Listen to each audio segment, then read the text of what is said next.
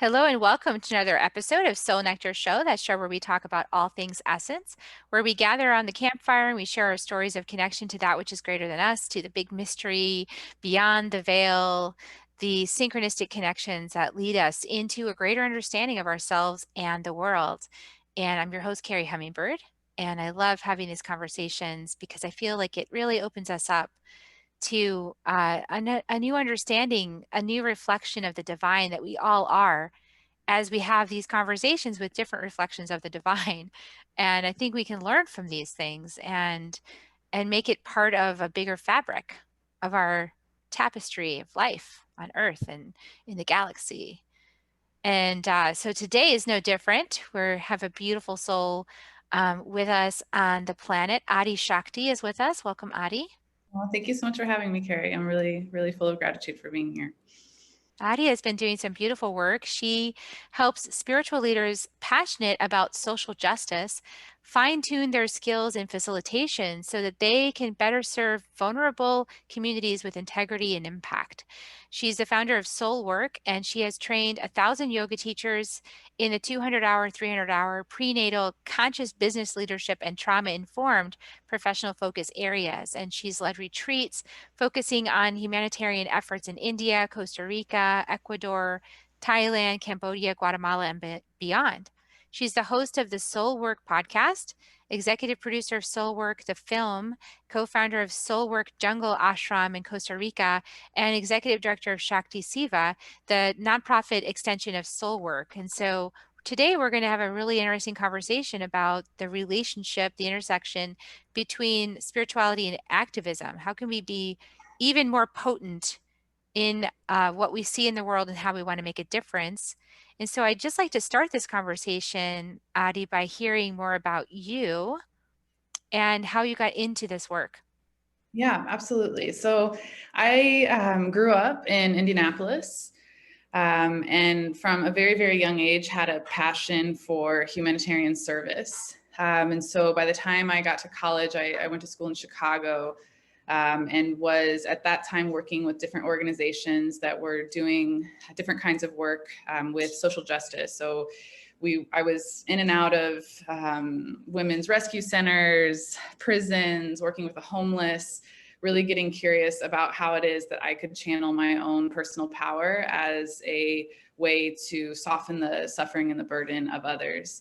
And so that was really my first kind of exposure into understanding humanitarian work, nonprofit work, and also the problems that can come when we do start to step into being of service to others, because there's so many internal blocks and stories and these issues of, white saviorism, and this kind of colonial way of being of service that still very much exists in the humanitarian world. And so I finished with a degree in social justice, and through my experience there, I also became a yoga teacher.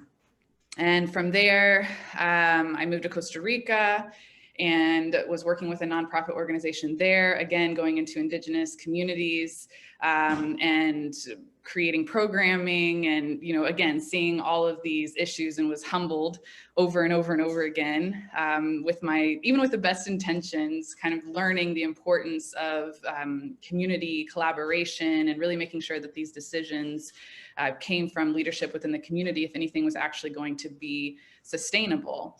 And so really, when you're doing this kind of work out in the world, it's critical that we're putting our ego aside, and always being open and curious about how it is that we can adjust the work that we're doing to actually be of service to the objectives of the people that we're serving.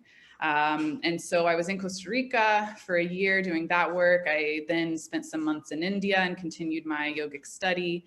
And from there, started traveling the world. I was in, Thailand, Cambodia, Guatemala, Costa Rica, and then to LA, New York, DC, was just traveling constantly, working to recruit groups that would fund major international projects. And then we would actually escort those groups to spend time with the communities of where we were serving. And so I had the incredible honor in those years of being in, deep in the jungles of Ecuador with indigenous communities there, being in human trafficking centers with a lot of the Bangladeshi girls, that are sourced there in Calcutta for human trafficking, and really just got a beautiful opportunity to see all kinds of different efforts and international give back. And so I started to see this gap in the people that were attempting to be of service, and just, the overwhelm, the burning out, and ultimately the sometimes harm that was actually happening instead of the good. And so I've always been curious about, and now, with the business that we started here back in 2014, but really focusing on educating people on the tools to recognize their own blind spots, and so much of that comes from our spiritual wounding, from our own trauma, but really providing a safe space to train people that are curious about social justice, and that are interested about using the yoga practice as a tool for bringing people together, and starting with this foundation of the inner spiritual work. And then, from there, starting to making sure that we have that foundation as a collective community of being rooted in that level of awakening. And then from there, being able to be of service in a much more aware and conscious way. So that's kind of been the journey up until now. Yeah, now we have a beautiful community all around the world of people that are stepping up in different ways, as entrepreneurs, as leaders of nonprofits, people guiding people through spiritual work, as well as, having impacts in their communities. And so, yeah, so this beautiful exploration of where our spiritual work meets our capacity for impact and being of service to others. So. Oh, that's so powerful. I love everything you just said. I recently was listening to meditation or contemplation from Richard Rudd, actually, and he was talking about, this need for action. Like a lot of us feel we're seeing out in the world and we're looking and we're saying, wow, like there's some stuff wrong, that could be better, right? And then going, well, I want to go help make that better. And the frustration of a lot of people that are in a spiritual path to say, well, what are we doing here, like meditating and all this? We should be active. Like we need to go get active and fix it, do something.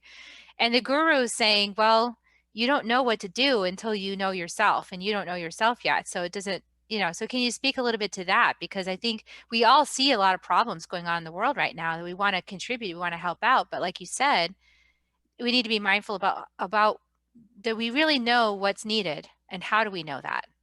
Yeah, absolutely. I think that, we see this broken healer. It's a really, really common kind of archetype that we see out in the world. People that are out with this intention of being of service, but they're doing so because they're uncomfortable with their inner condition, right? And so there's this common misconception before people are crossing over into this practice of ridding the ego, of coming into humility, these spiritual values that really enable us to be open and to in deep listenership.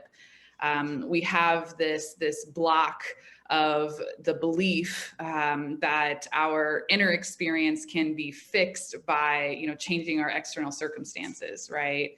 And so there's a process that happens in our spiritual life where we come to the recognition that we are responsible for our inner condition, that our emotional life, our spiritual life, our mental life, that we are empowered in being able to work through these things internally and on a meditation cushion. And, there's a million different practices, all over the world that we can go into to kind of excavate whatever it is that's uncomfortable internally. And so when we're attempting to kind of fix the external when the internal is unbalanced, then we're going to see that replicate into what it is that we're actually doing externally. We're going to create disbalance there as well. And so it is incredibly important for people that are wanting to be in leadership that we're coming regulated. I feel like this can get a really woo and it's easy to kind of get lost in the theory here. But really what we're talking about is a regulated nervous system, right? And so when we're coming from a place of anxiety or depression or a lack of worthiness, and our nervous system has been impacted by early childhood trauma or whatever it is, in the yoga philosophy, we talk about our chakras, right? But there's this process of being able to balance and regulate our nervous systems.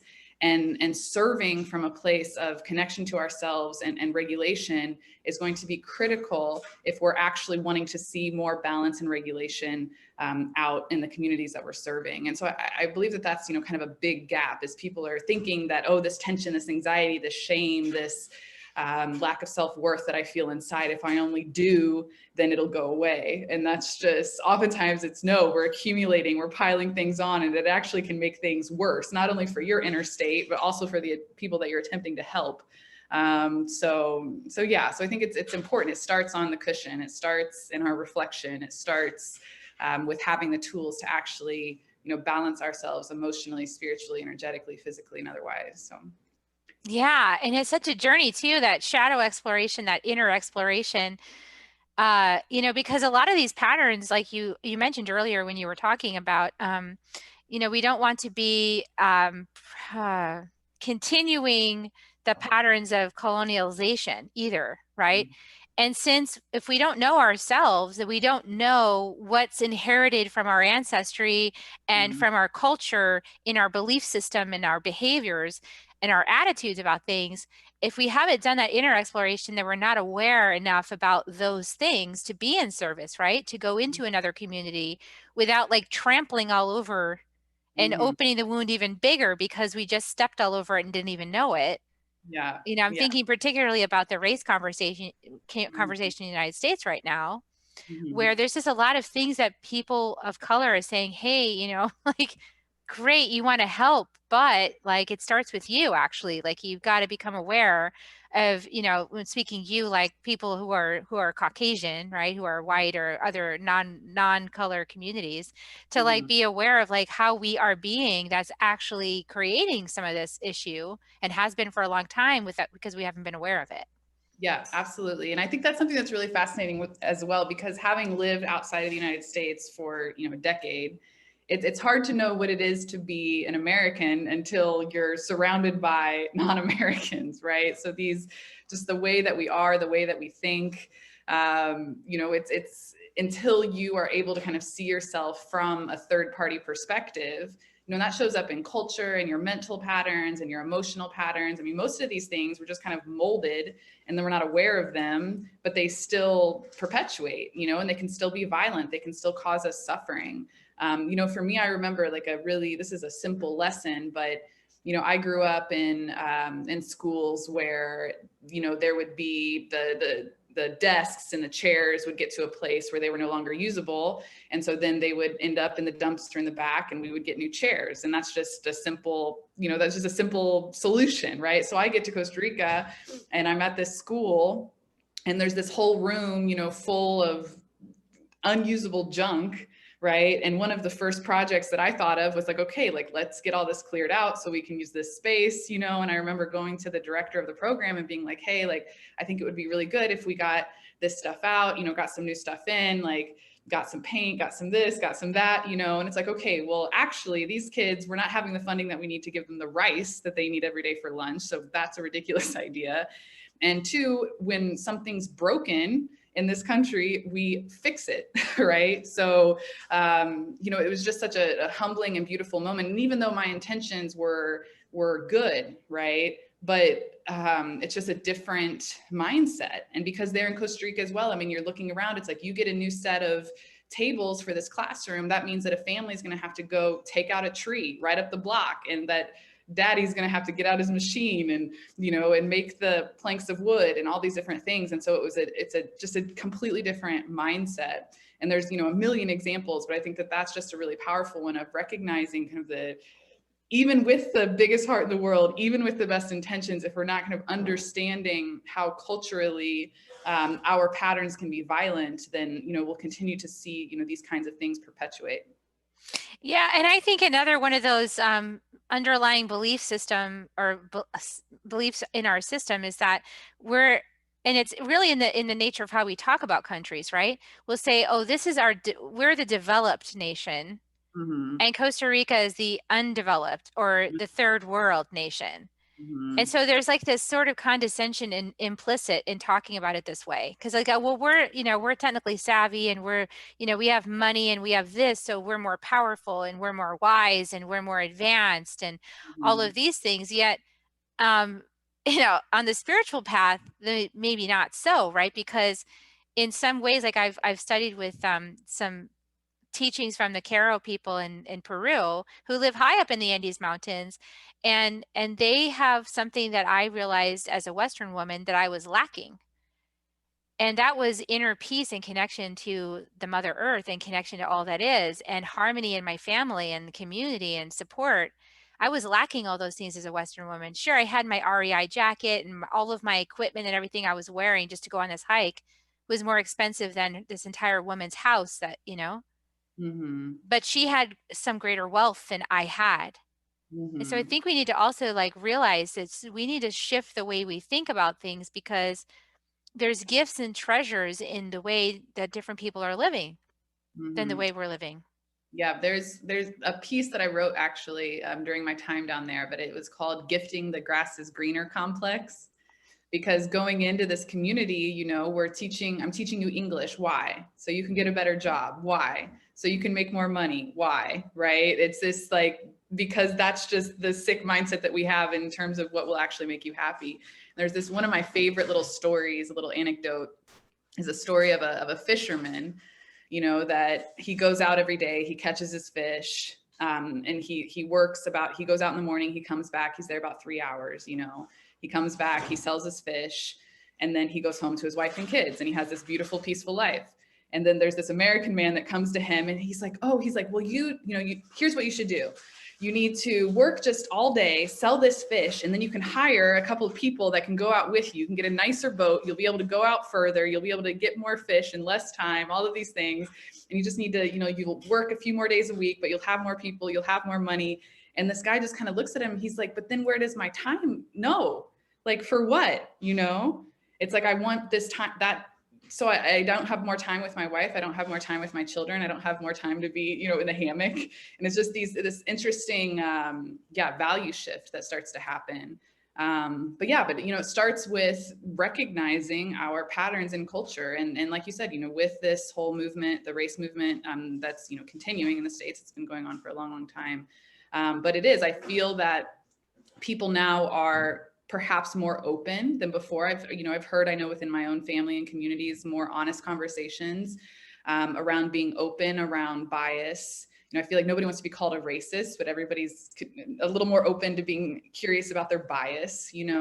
But this is spiritual work that people are doing, considering the impact that their daily choices and their biases are having on others. And it's really beautiful actually to kind of see the burning in a way, because it is calling people to have deeper conversations and for a wider awakening to happen. Even if people don't necessarily recognize that they're doing spiritual work, it's really beautiful to see it happen in this way. So Well, and I think that the reason why the gurus say that, really stress this meditate, be with yourself, connect with yourself, open up, is because without that sense of love inside, it is really hard to face these things, these awarenesses about our patterns and how they've created situations around the world and even in our own communities and families.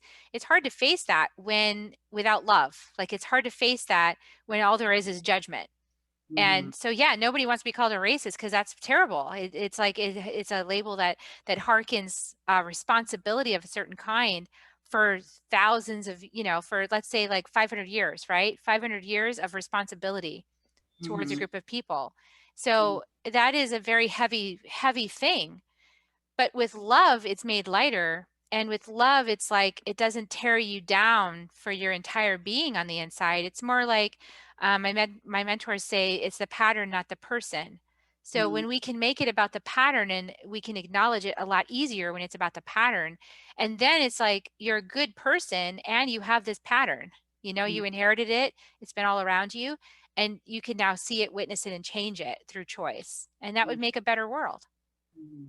Yeah, absolutely. And I think too, with all of this process that's happening, it's also important that we give space for sadness, grief, anger, because these feelings of love and happiness and acceptance are beautiful and important. And, ideally we're all headed there. And oftentimes, we do see this messy block, before we're arriving there. And I think that giving people permission to be angry, to Mm-hmm.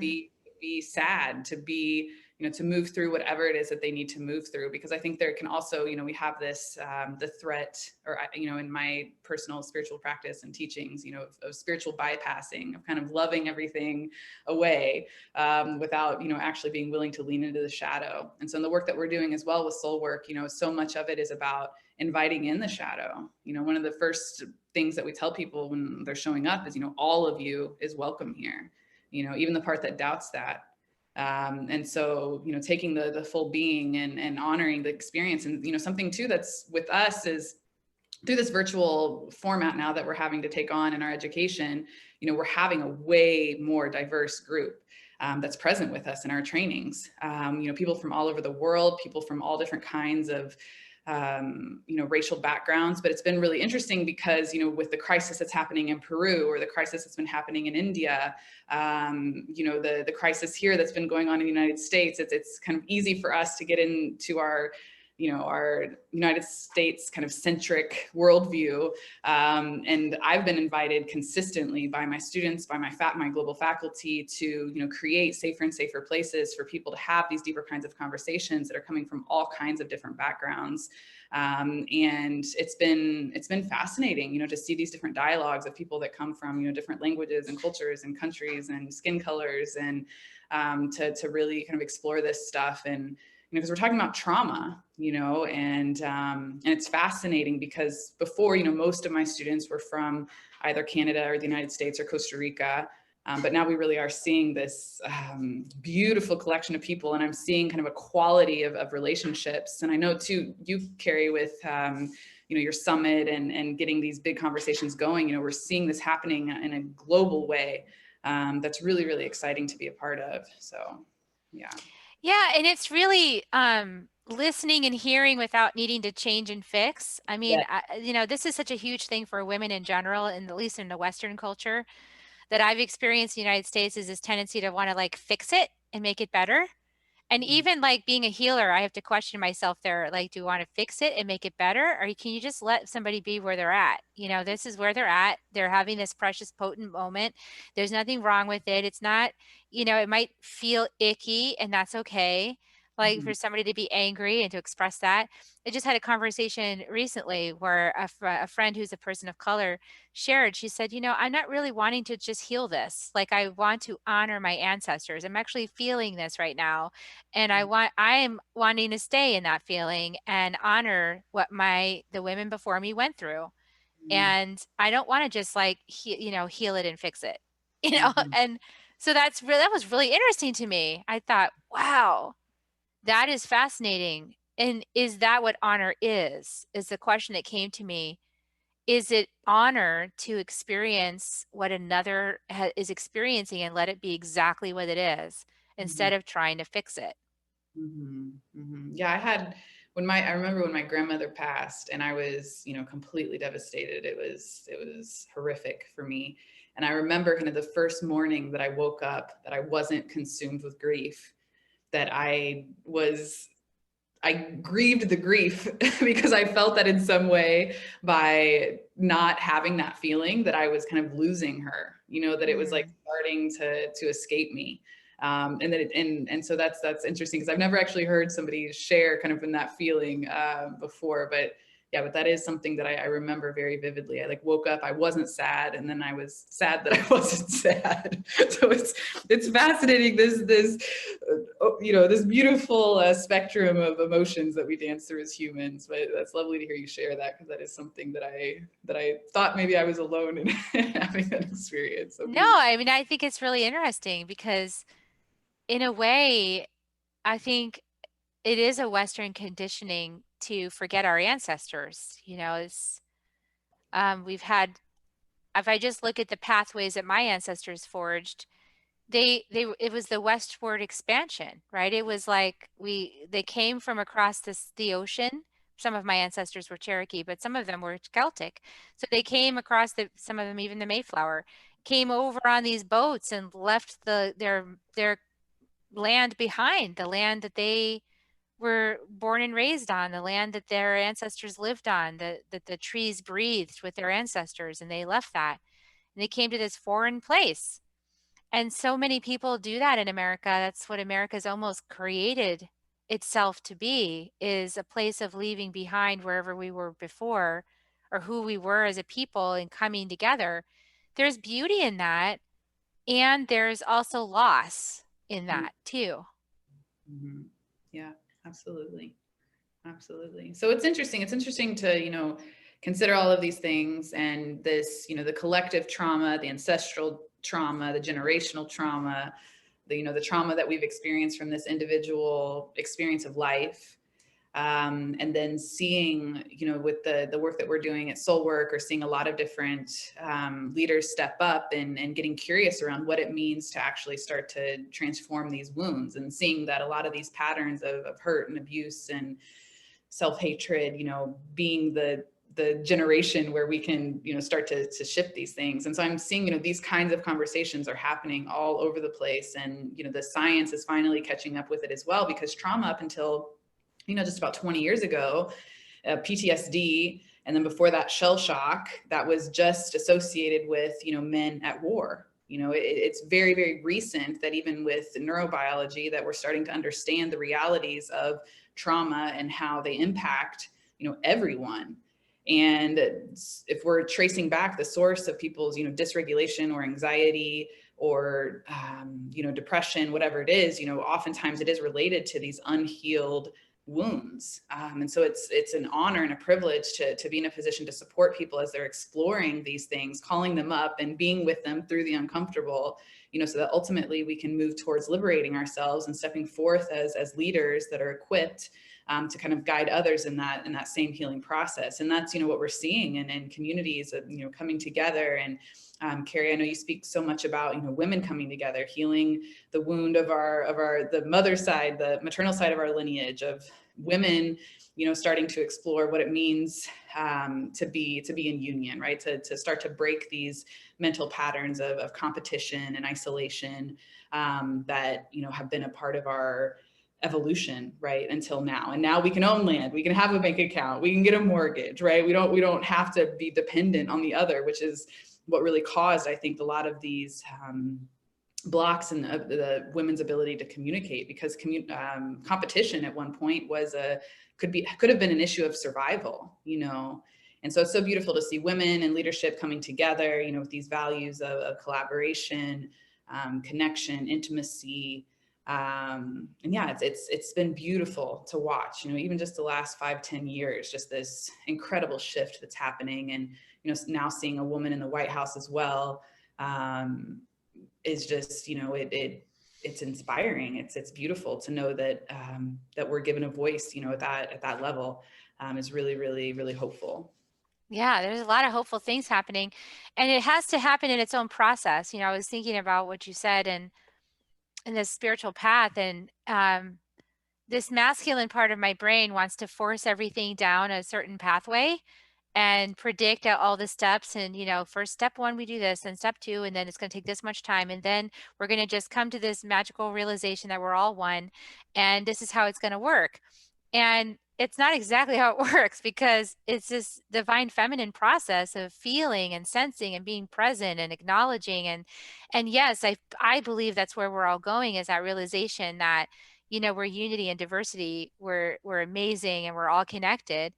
We are realizing that, and it's not through being forced to realize that. It's a bypass to skip the steps of the feeling and experiencing the traumas and acknowledging them and hearing the voices of our ancestors and hearing the voice of our inner child and the things that we all experienced up until now.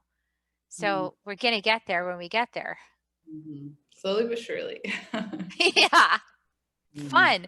So how do you know as a person, like, let's say, so we just covered a lot about, like, wow, people might be going, wow, there's a lot that I maybe need to know about myself before I step into activism. how does a person know that they're ready for that? How does a person know that, hey, I've reached a certain space within myself that now I could be in service to a cause? Mhm. Yeah, that's a really, really good question. And I see a lot of people as well, beautiful people that almost become obsessed with this concept of not feeling prepared enough as well, right? So there's that like delicate balance to strike, because it is important that you're in a place of balance and being able to serve. And sometimes when you're getting started in the work, like there is a bit of a process of jumping off the ledge eventually, right? I think something that's really, really important is, coming back to this concept of a regulated nervous system, you know, because I think that there's all different kinds of things and ways and degrees and, all different kinds of things that we can talk about in terms of preparing the mind, perhaps, for being able to be of service in this way. But ultimately, if you are coming to this work, and I know initially I did with so much anxiety, so many things in my own heart that I was not willing to yet confront. This fighting between my mind and my heart, grief that was unresolved, sexual assault that was unresolved, all kinds of things. And so I was anxious and wanting to, and had a strong mind and wanted to act. And so what I saw was that it made my anxiety way worse. I was at a point where I still occasionally, not very often anymore, but I would wake up in panic almost every single night. I used to write down the name of the city that I was in and put it on my bedside so that when I would wake up in panic, inevitably, because I did like every night, I would look over and remember, like, okay, you're in Tokyo, you know? And it was horrific for my heart, for my soul. It was not good. I was not balanced. And so for me, the yoga practices around, pranayama, meditation, and I feel myself. I mean, I am a fiery person by nature. I tend towards anxiety, between anxiety and depression. And I can feel myself starting to move into something like that. But I have tools, right, for bringing myself back into stillness. And so much of my job is sitting in front of, hundreds of women, listening to their stories of abuse and rape and feelings of unworthiness and addiction. The list just goes on and on and on. And if I were in a place where I was unregulated myself and I'm attempting to support someone else, I hear this a lot too in the spiritual world. It's like, oh, I'm empathetic. And people have a really hard time establishing boundaries when they're working with someone because they're not perhaps as strong as they could be in coming into regulating themselves. And so I think it's important to kind of recognize what a regulated nervous system feels like, right? And that can be done through sadhana, through spiritual practice, through meditation, through pranayama, like to know what that feeling is and to really, really prioritize in your daily life, coming to a place where you are balanced, and so it comes through a healthy lifestyle. It comes through, healthy communication and relationships.